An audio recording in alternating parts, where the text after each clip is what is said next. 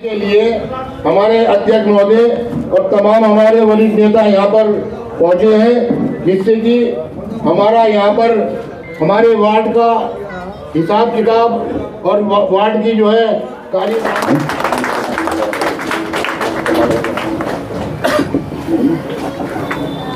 जमाल भाई का जो है बुके से जो है स्वागत करेंगे। हमारे प्रभारी हैं, वार्ड प्रभारी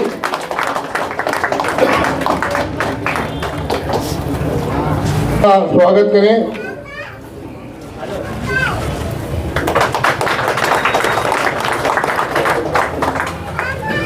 और हमारे बीच में हमारे फारूक राव जी बीच में हैं।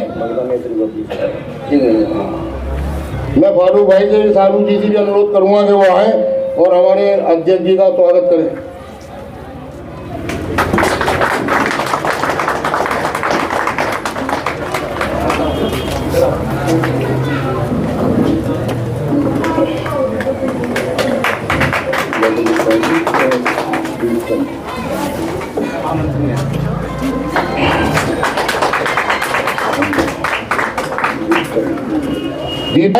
दीप रंजीत अध्यक्ष जी का स्वागत करें भाई।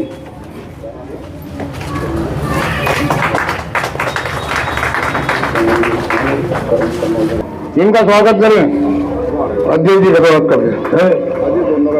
चलो वो आ रहे भाई, तनवीर भाई से अनुरोध करूंगा कि अध्यक्ष जी का स्वागत करें।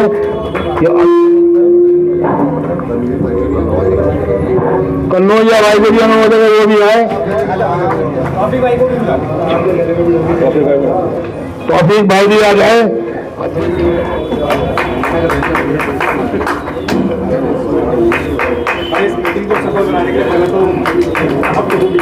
डॉक्टर जसविंदर सिंह गोगी जी, ब्लॉक अध्यक्ष ललित बद्री जी का मैं बहुत और मौजूद सभी लोगों का मैं बहुत धन्यवाद करना चाहूंगी कि उन्होंने मुझे यहाँ पर बोलने और मेरे विचार रखने का मौका दिया। देखिए, मैं जानती हूँ कि मैं 18 साल की नहीं हूँ और मेरा वोट नहीं है, पर मेरा मानना है कि चुनाव में भाग लेने के लिए वोट ही एक माध्यम नहीं है, हमारा जज्बा भी बहुत जरूरी है। और मेरे अंदर मेरे देश के प्रति, मेरे क्षेत्र के प्रति और कांग्रेस पार्टी के प्रति पूरा जज्बा है। ये चुनाव किसी एक आदमी, किसी एक नेता या किसी एक पार्टी के चुनाव नहीं है, ये चुनाव हम सब के, हमारे क्षेत्र के विकास के चुनाव है। अक्सर हम स्थानीय सरकार चुनाव को हल्के में लेते हैं, पर गौर करने वाली बात यह है कि हम स्थानीय सरकार से ज्यादा जुड़े हुए होते हैं। कैसे जुड़े होते हैं? अगर आपको कोई समस्या होगी, आपके क्षेत्र में कोई समस्या होगी, तो आप किसके पास जाएंगे? सीएम के? नहीं, आप अपने क्षेत्र के पार्षद के पास जाएंगे अपनी दरख्वास्त लेकर। तो इससे हमें ये पता चलता है कि हमें स्थानीय सरकार के चुनाव को हल्के में नहीं लेना चाहिए और पूरा अपना सहयोग देना चाहिए। देखिए, ये कोई छोटे टर्म के लिए नहीं होते, पूरे 5 साल के लिए होते हैं। वो 5 साल हमारे क्षेत्र के विकास को तय करते हैं कि कैसा हमारे क्षेत्र का विकास होगा। और मेरा मानना है कि यहाँ पर मौजूद सब लोग बहुत समझदार हैं कि वो अपना एक अच्छा नेता चुन सकें। अच्छा नेता कौन है? जो ना कि सिर्फ चुनाव के समय काम करे, चुनाव से पहले काम करे। और हम सब देखते आए हैं कि कांग्रेस पार्टी हमेशा पहले से ही हर काम में आगे रही है। और कांग्रेस पार्टी में भी कुछ ऐसे नेता हैं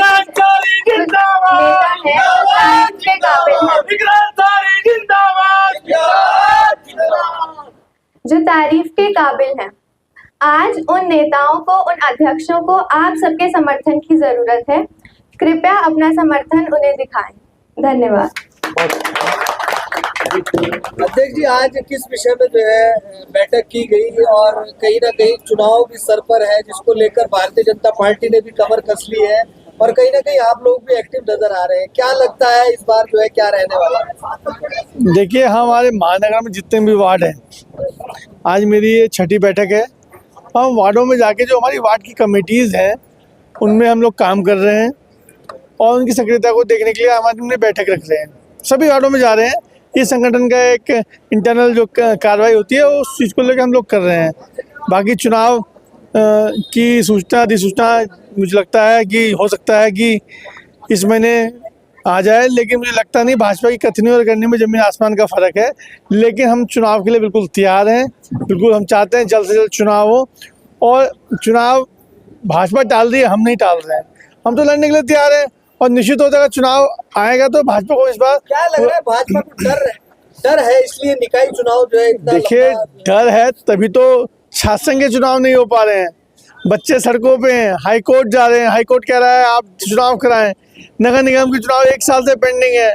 ग्राम पंचायतों के चुनाव में प्रशासक बिठा दिए गए, तो आप चुनाव कराएं ना। लोकतंत्र में चुनाव से बड़ा कोई तंत्र नहीं है, और लोकतंत्र में चुनाव बहुत महत्वपूर्ण कड़ी है। हम कहते हैं चुनाव होने चाहिए, जीत हार अपनी जगह है, सब पार्टी अपने प्रदर्शन करेंगी।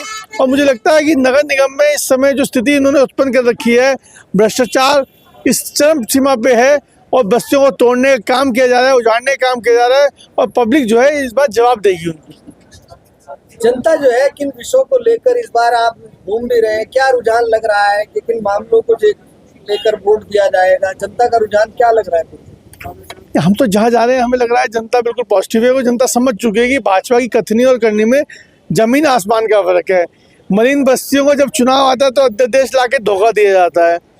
मालिकाना हक की बात ये लोग करते नहीं है। और जितनी भी आज 128 130 बस्तियां हैं, इस सब कांग्रेस के टाइम पे बसी हुई हैं, और कांग्रेस ने हमेशा से बसाने का काम किया है, और भाजपा ने हमेशा से उजाड़ने का काम किया है। और कांग्रेस के कार्यकाल में आप मुझे बता दें किस बस्ती पे बुलडोजर चलाया गया। और आज आप देख लीजिए, अभी भी इन्होंने 10 दिसंबर तक की डेट में एक जो फ्लड जोन की बात कर रहे हैं, लोगों को नोटिस देने का काम कर रहे हैं। अब चुनाव की अधिसूचना अगर जारी हो जाएगी तो क्या पता है टाल दें। चुनाव आया तो अध्यादेश लाके टालने का काम किया है।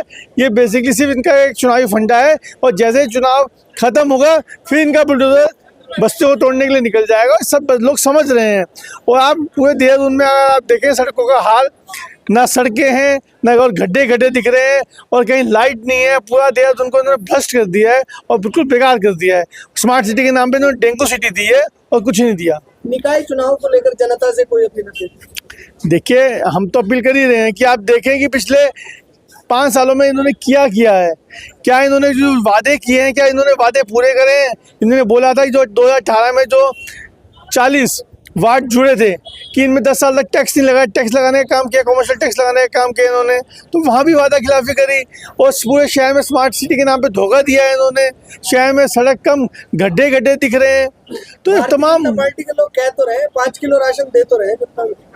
अब ये तो समय आने पर चलेगा कि राशन जरूरी है। गड्ढे जो लोग एक्सीडेंट में मर रहे हैं, या जो जिन लोग ये घर उजाड़ने का काम कर रहे हैं, मलिन बस्ती को उजाड़ने का काम कर रहे हैं, और शहर की स्थिति आप सब देख रहे हैं कि क्या स्थिति है। और अगर सामने आप देख लो पोल में कितनी लाइटें लगी हुई हो, कितना अंधेरा, ये सब दिख रहा है। तो पूरे शहर में स्थिति है। धन्यवाद।